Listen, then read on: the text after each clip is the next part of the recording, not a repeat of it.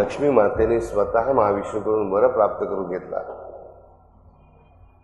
की अमरगण म्हणजे देवगण असो की सामान्य मानव असो, जो कोणी आज मी पृथ्वीवर संचारासाठी बाहेर पडते,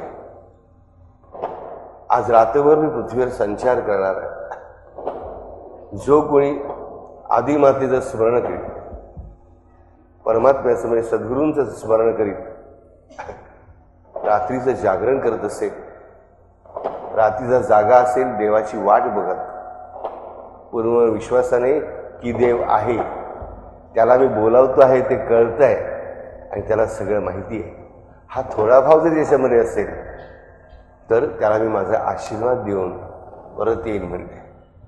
देवा दरवर्षी दर महिन्याला, दरवर्षी नाही दर महिन्याला, प्रत्येक मासाला मला अशी परवानगी दे.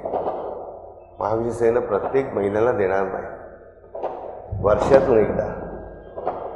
उद्या तू जातेस, उद्या आश्विन पौर्णिमा आहे, त्या आश्विन पौर्णिमेच्या दिवशी प्रत्येक ठिकाणी जाऊन एकच प्रश्न विचार, को जागरती, कोण जागा आहे?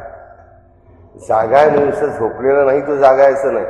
आम्ही दारू पीत जागे आहोत, आम्ही सिनेमा बघत जागे आहोत, आम्ही रमी खेळत जागे आहोत, की आम्ही टिंगल टेवाय आणि गॉसिप करत जागे आहोत, की आम्ही घाणे धंदे करत जागे आहोत, त्याला अर्थ नाही. आम्ही देवाची भक्ती करत जागे आहोत की आम्ही चांगली गाणी म्हणतोय, नाचतोय, हरकत नाही, आनंद करतो, पण चांगल्या बघायला आनंद करत जागे आहोत की तो कोणी जागा असेल, त्याच्यातने कधीतरी केलेलं स्मरण जे असेल, कधीतरी वाटे कृतज्ञता असेल, ती मी स्वतः जागृत करेन. हा लक्ष्मी मातेचा निश्चय.